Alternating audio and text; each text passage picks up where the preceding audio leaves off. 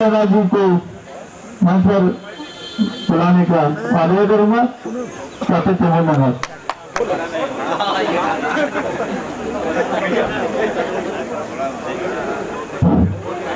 बोल न्याय वाली माता जी की। आज न्याय वाली माता मंदिर में जो हमारा शुभ मांगलिक कार्य हो रहा है, इसके आदरणीय अध्यक्ष श्री सुनील जी जो कि राष्ट्रीय अध्यक्ष जी हैं, और मेरे साथ आए हमारे बड़े भाई पूर्व छात्र संघ अध्यक्ष पूर्व प्रवक्ता भारतीय जनता पार्टी के आदमी ब्रिज भगत जी, आदमी दीप भगत जी हमारे पूर्व अध्यक्ष हैं भारतीय जनता पार्टी जिले के, आदमी विमल भट्ट जी आप सभी लोग जानते हैं हमारे पूर्व उपाध्यक्ष हैं जिले के, आदमी विनोद भार्गव जी हैं, और हमारे जो रानीखेत का व्यापार मंडल है उसके नवनिर्वाचित अध्यक्ष मनीष चौधरी जी, आदमी संजय जी, यहाँ पर गर्ग साहब आए हैं, मेरी बहन यहाँ पर हमारी महिला मोर्चा के अध्यक्ष रेखा पांडे जी, भावना पालीवाल जी, और हमारे गौड़ाई साहब हैं, ललित मेहरा जी हमारे महामंत्री हैं, मनीष जी यहाँ पर आए हैं छात्र संघ के अध्यक्ष हैं, और आदरणीय श्री हेमंत चौधरी जी, श्री जगदीश जी, श्री आशीष डुबरियाल जी, श्री मुकुल जी, श्री राजीव, श्री संजीव जी, श्री हरिओम जी। मैं हरिओम जी से भी कह रहा था कि चुनाव से 2 दिन पहले आपने मुझे जो भोजन कराया उसी का आशीर्वाद मुझे मिला और मैं इसी स्थिति में पहुंचा। श्री संजू जी, श्री रिंकू जी, श्री बलवंत जी, श्री सनी जी, विपुल भार्गव जी, विनोद भार्गव जी यहाँ पर हैं जो कि हमारे सफाई कर्मचारी संघ के हमारे जो आयोग है उसके सदस्य हैं। आज लक्की भाई जी यहाँ पर हैं, बबली जी हैं, और मोहित भाई हैं यहाँ पर, बहन हमारी हैं मनीषा, मीनाक्षी, मनोज जी, जग्गा भाई, सुमन जी, विनोद भाई और गुड्डू, सुमन जी, किशन जी, लच्छू जी, शुक्लान जी, अनिल जी, सुरेश जी, जगदीश जी, हेमंत जी, संजीव जी, संजय जी, रवि जी, नवीन जी, वेद जी, मनोज पांडे जी, संजय जी, भूपेन भाई, बीरू भाई जिसका नाम ले सक रहा हूँ, बाकी मेघालय मिल पर्यंत सभी को नमन करता हूँ, विशेषकर अपनी बहनों को, क्योंकि आज माता की पूजन का दिन है, मातृशक्ति के पूजन का दिन है। मातृशक्ति को पीछे बिठा दिया, उनको यहाँ बिठाना चाहिए था, तो थोड़ा सा वो सीटिंग अरेंजमेंट में थोड़ा सा कुछ अगली बार से, क्योंकि आप थोड़ा सा, क्योंकि आपका स्थल भी चयनित नहीं है, जगह भी ठीक ठाक नहीं है, तो इसमें थोड़ा सा ध्यान रखा जाए तो और बढ़िया है। मैं विशेषकर एक बार थोड़ा सा कहना पड़ेगा, आ जाओ, इधर को आ जाओ, आगे आ जाओ, आगे आ जाओ, उन्हीं के लिए अच्छा, चलिए कोई बात नहीं।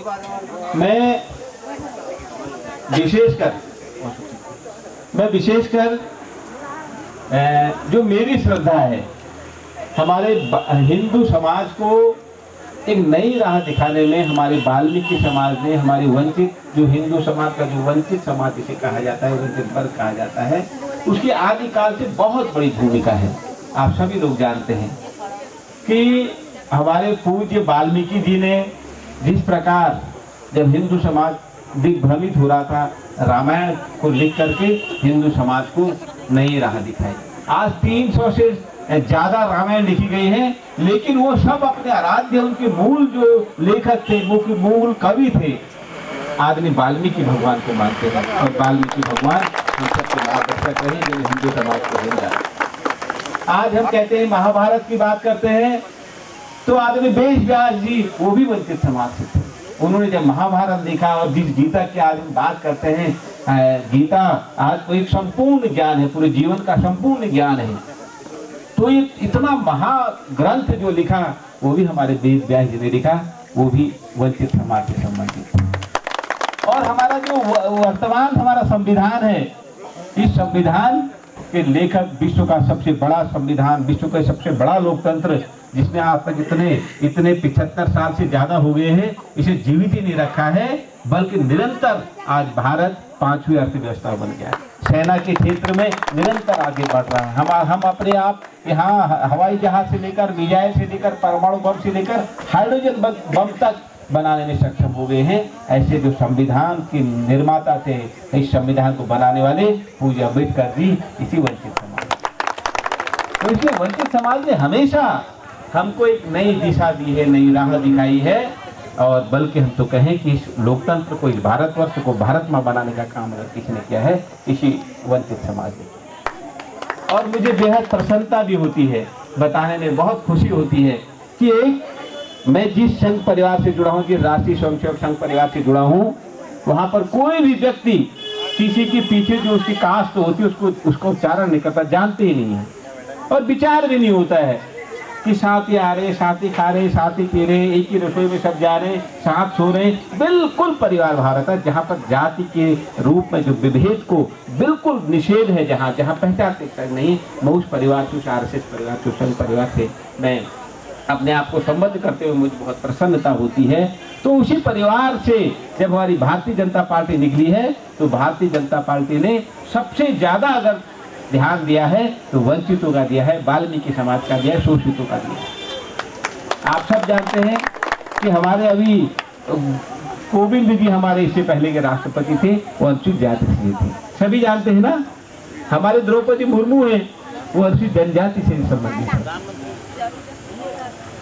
हमारे यहाँ की इससे पहले जो हमारे राज्यपाल थी वो उसी से हैं। हमारे यहाँ के सांसद आदरणीय अजय टमटा जी उसी वंचित शोषित समाज से। तो कहने का आज सबसे ज़्यादा सांसद, सबसे ज़्यादा विधायक इसी वंचित शोषित समाज से अगर किसी ने दिए हैं तो भारतीय जनता पार्टी ने दिए हैं। इसलिए मुझे उस पार्टी का सदस्य होने में गर्व महसूस होता है, क्योंकि आज राजनीतिक विचारधारा व्यक्त करने का मौका नहीं है, लेकिन हमको जो सत्यता है वो अपने समाज के रूप में लानी पड़ेगी और लानी भी चाहिए। मैं आप सभी का हृदय से आभार व्यक्त करता हूँ, मैं दिल से समझता आप सबका आभार इसलिए व्यक्त करता हूँ कि जब भी हिंदू धर्म को कोई संकट आता है तो सबसे आगे अगर अपना बलिदान देने का किसी ने काम किया है तो विशेषकर वाल्मीकि समाज ने। मैं भी पिछले दिनों, अब मंच पे कहना ठीक नहीं लगता, लेकिन फिर भी कह ही देता हूँ, देखी जाएगी जो भी होगा। अभी पिछले दिनों रुद्रपुर में जिस प्रकार झगड़े फिसाद हुए, तो मुझे हमारे भाई बंधु, हमारे मित्र, हमारे रिश्तेदार जो रुद्रपुर में थे, उन्होंने कहा भाई साहब हम बचे तो केवल एक ही उसका कारण था। मैंने कहा कैसे बचे? अगर वाल्मीकि समाज के लोग अगर अपनी जान पर खेल करके हिंदू समाज को बचाने के लिए नहीं आते तो पता नहीं कितने हिंदुओं का कत्लेआम हो जाता रुद्रपुर में। तो जब ऐसे समाज के लिए त्याग करने वाले वर्ग की पीड़ा का अगर समाधान नहीं होता है तो वास्तव में बड़ा कष्ट होता है। मैंने बहुत नज़दीक से, बहुत गहराई से आपकी वेदना को महसूस किया, आपकी पीड़ा को महसूस किया, और आपने, मैं बल्कि सबसे पहले तो आपका आभार भी व्यक्त करता हूँ। आपके आशीर्वाद से मुझे यहाँ पर इस अवसर पर आपको संबोधित करने का मौका दिया और यहाँ पर विधायक के रूप में आप लोग की सेवा करने का अवसर आप सबके आशीर्वाद से मुझे मिला है।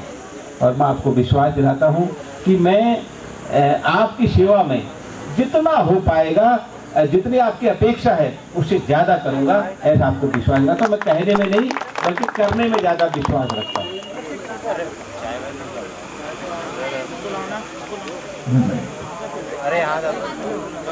अभी आप सब लोग एक चाय भी बाद में 2 मिनट रुक जाओ, 2 मिनट, 1 मिनट। मैं चूंकि आप सब लोग हमारे कुमाऊनी में कहते हैं कि घुसे, मतलब मालिक, ठीक है ना? आप हमारे गुसाई हैं और मैं आपका सेवक हूँ। मोदी जी देश के हमारे चौकीदार हैं, धामी जी हमारे प्रदेश के हैं, तो इस रानीखेत का चौकीदार आपने मुझे बनने का सौभाग्य दिया। तो मेरा कर्तव्य बनता है कि 6-7 महीने में मैंने क्या किया। आपने मुझे जिस निमित्त मुझे वोट दिया है, जिस निमित्त मुझे चुना है, तो मेरी जिम्मेदारी है कि मैं आपको बताऊं मैंने क्या किया। आप सभी लोग जो सोशल मीडिया में हैं, सभी लोग जो अखबार पढ़ते हैं, सभी जानते हैं कि जैसे ही मैं 10 मार्च को मेरा निर्वाचन हुआ तो उसके कुछ ही समय बाद यहाँ से रोडवेज डिपो हटने की घोषणा होगी। सबको पता है ना कि रोडवेज डिपो चला गया। सबको पता था क्योंकि पिछली सरकार ने फैसला कर दिया था। इसका मतलब 250 लोग यहाँ से जाते, उसमें सफाई कर्मचारी जाते, ड्राइवर भी जाते, कंडक्टर भी जाते, सबको पूरे क्षेत्र को बड़ा नुकसान होना था। लेकिन मैं रातों रात देहरादून गया, माननीय मुख्यमंत्री जी से मिला, माननीय परिवहन मंत्री जी से मिला, और हमने वो जो यहाँ का स्थानांतरण होना था रोडवेज का वो रुकवाया। रुकवाया कि नहीं रुकवाया बताइए, सभी लोग जानते हैं ना। तो मैंने सेवक के रूप में अच्छा काम किया नहीं किया? एक सेकंड। दूसरी बात, जब यहाँ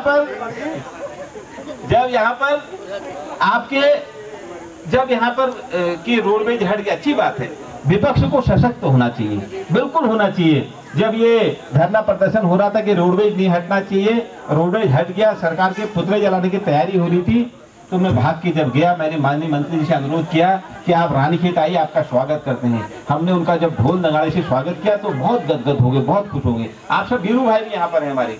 बीरू भाई कहाँ है? बीरू भाई देख रहे हैं मेरे हमारे पुराने, हाँ बीरू भाई भी यहाँ पर है। तो सब लोग वहाँ पर थे। जब हमने ढोल नगाड़े के साथ सब मंचासीन सभी लोग, हमारी बहनें भी थे, हमारे बुजुर्ग भी थे, सभी लोग यहाँ पर थे। तो मंत्री जी बड़े खुश हो गए। उन्होंने कहा बताओ क्या चाहिए? मैंने कहा हमको आरटीओ कार्यालय दे दो। वो रोडवेज जाने के स्थान पर एक ऑफिस नया खोला उन्होंने। तो इसलिए मैं अपनी प्रदेश सरकार के अपने मंत्री जी का भी आभार व्यक्त करता हूँ। इतने साल हो गया, आपने कभी रानीखेत में सुना कोई नया ऑफिस खुला? कितने सालों से, 10 साल से हो गया कि नहीं हो गया? पहली बार ऑफिस खुला। और दूसरी बात, आपके आदमी अजय भट्ट जी ने अभी ये वाला कैंट वाला ऑफिस खोला है, डी ऑफिस खोला है। तो मेरे कहने का मतलब एक दूसरा, तुरंत पिछली सरकारों ने एक घोषणा और की थी कि हमारा चौबटिया गार्डन है, इसको कृषि विभाग में मर्ज करने का प्रस्ताव पारित हो गया। उसके लिए भी मैं लड़ा, रातों रात देहरादून गया, मैंने समझाया कि उत्तराखंड को अगर कोई जीवित रख सकता है तो उद्यान विभाग रख सकता है। हमारा चौबटिया रानीखेत से हटेगा तो रानीखेत की नाक कट जाएगी, रानीखेत का आन बान का सवाल है, और हमारे कितने भाई बंधु आज बेरोजगार हो जाते। तो सरकार ने हमारे उस अनुरोध को भी स्वीकार किया और चौबटिया गार्डन का हटने का प्रस्ताव, मर्जीकरण का प्रस्ताव सरकार ने फिलहाल निलंबित कर दिया। आपका यहाँ का पर्यटक कार्यालय रानीखेत का पिछले 7 साल से बंद था। कितने? 7 साल से। सब मैं झूठ तो नहीं बोल रहा हूँ ना, मंच पे बोल था, किसी को खोलने की होश नहीं आई। कैसे उसका फायदा किसको होता? हमारी जनता को होगा, हमारे जो बेरोजगार हैं उनको होगा, जो पर्यटन व्यवसाय से जुड़े हैं उनको होगा। तो हमने उसके लिए लड़ाई लड़ी और उस पर्यटक कार्यालय को खुलाया। अभी कुछ समय पहले यहाँ 2017 में भद्रोज खान में जो पॉलिटेक्निक है, पूरी विधानसभा में एक ही पॉलिटेक्निक है, वो पिछले 2017 से उनकी 5.5 साल से बंद पड़ा था। कल उसका मैं उद्घाटन कर रहा हूँ। वहां पर 40 बच्चों का एडमिशन करा दिया।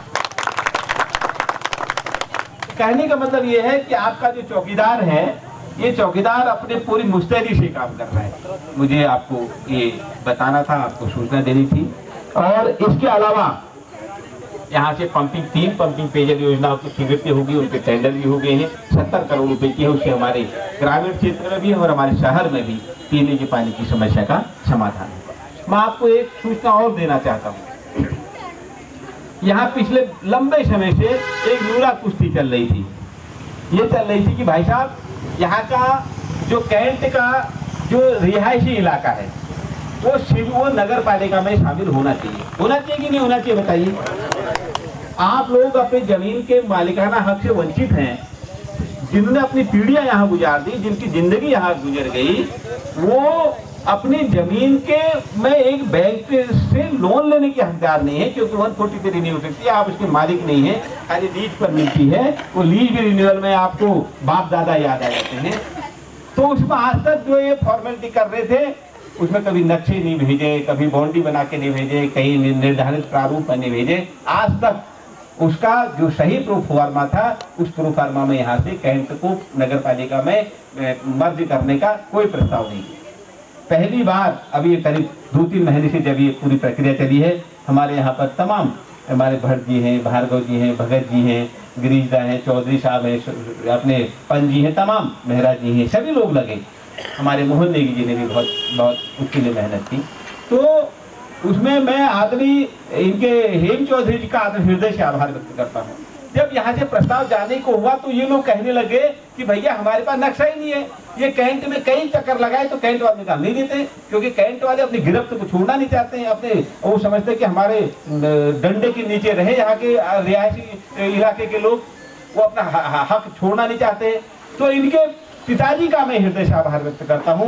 मैं एसडीएम साहब के साथ मैंने मीटिंग बुलाई तो आपके पिताजी ने तमाम नक्शे और तमाम जो हमारे ये बाउंड्री थी और जो जो उसकी औपचारिकता हुई पूरे कागज संभाल के रखे थे, कम से कम 50 साल तो उन कागज को दे करके अभी 1 हफ्ते पहले वो यहाँ से डीएम साहब के पास गया है।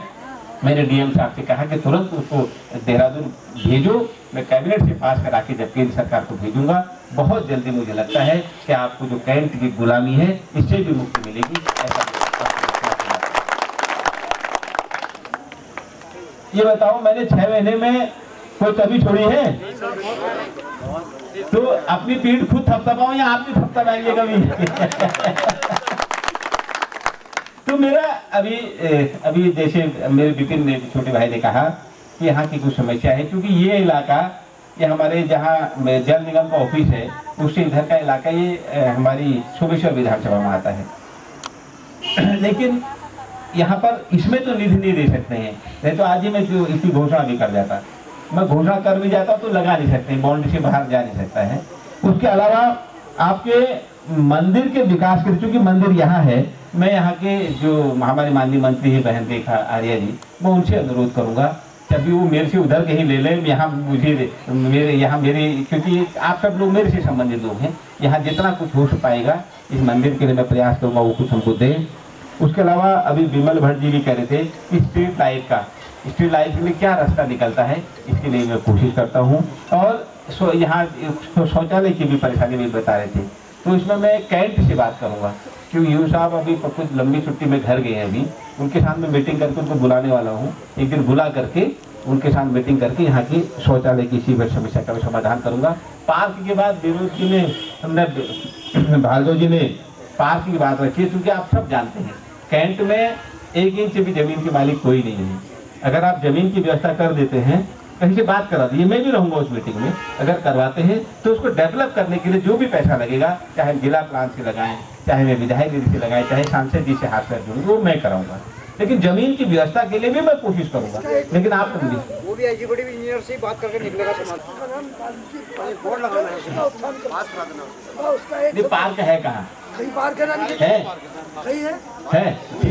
वो एग्जीक्यूटिव अफसर से बात करके सर संपत्ति तो मूर्ति रहेगी, हमारे वाल्मीकि समाज का नाम दिया मूर्ति जो ऑलरेडी बना है, मैं उसके लिए व्यक्तिगत रूप से प्रयास करूँ, ठीक है ना।